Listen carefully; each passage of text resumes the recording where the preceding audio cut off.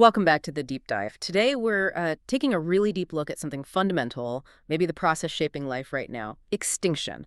We're focusing on a key paper, Extinction, by Andy Purvis, Katie Jones, and Georgina M. Mace. It really made waves back in 2000 in BioEssays. It's a fantastic review, pulling together lots of data on, well, patterns of loss. And we really have to start by stressing how urgent this is. I mean, the authors are crystal clear. The world is right now entering what they term a major extinction spasm. There's, some abstract idea. Current estimates put extinction rates at like 1,000 to 10,000 times higher than the normal background rates we see through most of Earth's history. That kind of speed up, and the fact it's not random, it just completely reshapes the whole evolutionary game. Yeah, that acceleration is precisely why we need this deep dive. So our mission for you, listening in, is kind of twofold. First, we want to walk you through the framework they built. How can we explain why certain species are more vulnerable? Identifying those traits, those predisposing factors. And second, maybe more ambitious, is looking towards a predictive framework, something we desperately need if we want to, minimize our future impact on biodiversity. Okay, so let's try and unpack this conceptual framework they propose. They talk about extinction probability being like a multidimensional jigsaw puzzle. It's not just one thing, is it? It's this complex mix of forces acting on species on different scales. That's a really good way to think about it. It stops us from just looking for simple correlations. Extinction risk, they argue, comes down to three really crucial interlocking dimensions. The first one is the organism itself. Its characteristics, body size, how fast it reproduces, and importantly, its evolutionary group, its clade. Right, the clade, that's the group with a common ancestor and all its descendants. So it's about shared history, shared traits through evolution. Exactly. That shared history means certain inherited traits might make a whole lineage more susceptible. The second dimension is the actual threat. The specific cause. Is it logging? Is it hunting? Is it climate change? The driver really, really matters. And the third dimension, just as vital, is the time scale. Are we talking about deep time, ancient geological events, or are we focused on the present day with these incredibly fast human-driven extinction rates? And the real power of this framework, why it's better than just like listing traits, is how it shows those interactions. They use a great example with primates, don't they? Showing how the critical factors change depending on the actual threat. They do, yeah. Think about this. If the threat is something subtle like selective logging, maybe just degrading the forest a bit, Yeah. the primates hit hardest are the ones that naturally need a huge area to roam. Fragmentation just devastates them. But switch the main threat to hunting, actual human persecution. Suddenly, the most vulnerable species are the big ones, the slow reproducing ones, often the ones active during the day. Oh, that makes total sense. Hunters go for the biggest return, right? So large and slow is a target. But if it's just logging, chopping up the forest, needing a big range becomes the problem. So the trait itself isn't the issue. It's the trait plus the threat. Precisely. That interaction is key. But, trying to actually compare studies across time past and present, it gets really tricky. We run into these, formidable problems with the evidence itself. Yeah. Which is why having that kind of structured framework is so important. Right, and this is where it can feel a bit overwhelming. If we're counting extinctions, we first have to agree on what even is a species. Yeah, it's kind of shocking. The sources point out there are like over 20 different species concepts scientists actually use. So a neontologist, someone studying living species, Yeah. often uses the biological species concept that focuses on reproductive isolation. Can they breed together or not? Separate Okay. lineages. Okay. But then a paleontologist working with fossils, rocks, they can't test breeding. They have to go by morphology, right? How different the bones look. So if the experts don't even use the same definition, how do we get consistent counts of loss or agree on what needs saving? It makes comparing things incredibly difficult.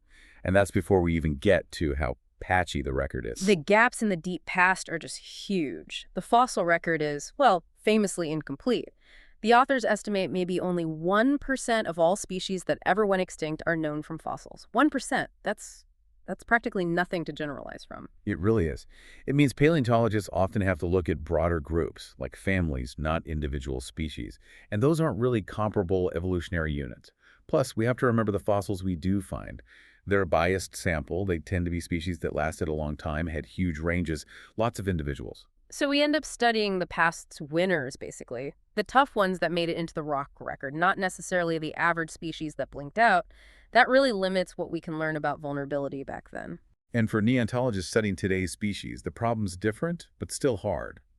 Pinpointing recent extinctions is tough, especially for, say, obscure insects in a remote rainforest. We often rely on things like the IUCN Red List. It assumes threatened species are the next ones to go. It's vital, but it's a prediction of future loss, not a count of what's already gone. Which brings us back to this idea of selectivity. The paper really hammers this home. Extinction isn't random. It's not just like a hail of bullets taking things out equally. It hits certain groups, certain taxa much harder. Yeah, and it helps to split the causes into two broad types. First, you've got extrinsic causes. These are outside forces, think asteroid impacts, massive climate shifts, or today, huge human impacts. Survival there can sometimes seem like luck, but even then, being specialized often makes you more vulnerable.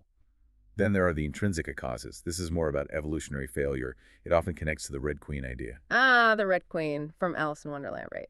The idea that you have to keep running, keep evolving just to stay in the same place relative to everything else changing around you. Exactly that. If a species just can't keep up with changes in its environment or competitors or parasites, that's an intrinsic failure. The speed at which a population can adapt, its evolvability, that's critical. And focusing on that specialization angle, the paper's pretty clear. Traits that narrow down a species' options, its niche, they really increase extinction risk. Things like a small geographic range, not being able to disperse easily, or being high up the food chain. Oh yeah, the high trophic level is a classic example. Carnivores, they say, are kind of energetically on the edge.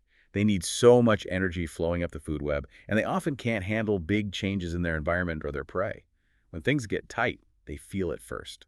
And the strongest predictor related to being specialized seems to be relying completely on another species, like a parasite tied to one host, or a plant with only one pollinator. If that partner species disappears, well, your fate is sealed too, isn't it? Your extinction risk is just as high, probably higher. Which links straight back to evolvability. The authors point out that asexual species, they're at a disadvantage. They adapt slower, they could build up bad mutations. Sexual species with recombination shuffling genes can get rid of harmful mutations more easily and respond faster to change. And this also connects to generation time. Faster evolution tends to happen in species with shorter generation times. If you're big, live long, reproduce slowly, you just can't adapt quickly enough when the world changes fast. Yeah. Makes you vulnerable. Looking back at those huge past events, the big five mass extinctions, the scale is just incredible. They account for maybe 10% of all extinctions. The end Permian wiped out, what, 95% of species? Mind-boggling. And the end Cretaceous, the dinosaur killer, linked to the asteroid impact and climate chaos. But what's consistent, even in those massive ancient die-offs, is that they were selective. They didn't hit everything equally. And our current crisis, also highly selective. But the drivers are modern. Today, the risk falls heaviest on groups like fishes, amphibians, reptiles, mammals, and the main human drivers are stark. Habitat loss, overexploitation, invasive species. Those three just keep coming up. And when we look at living vertebrates right now, the traits linked to being extinction prone, they line up really well with that specialization idea. Small range, low density, high trophic level. We even saw this pattern more recently, right? With the megafauna die-off around 50,000 years ago. All those giant mammals vanishing from the Americas and Australia, it strongly points to human hunting, targeting large body size. Okay, but now, here's where it gets really interesting. Yeah. This challenges the idea that there's just one simple rule for vulnerability. Despite those general patterns, when you dig into the data across different groups, you find major inconsistencies. The same rules don't seem to apply to everyone. Wait, hang on. If long generation time means slow adaptation, how can it predict risk in carnivores and birds, but apparently not in primates or reptiles? Doesn't that kind of undermine the whole slow adaptation link? It's exactly the puzzle the authors highlight. And it's similar with body size. We just said it was key for megafauna, and it seems important for primates, birds, even some insects like hoverflies.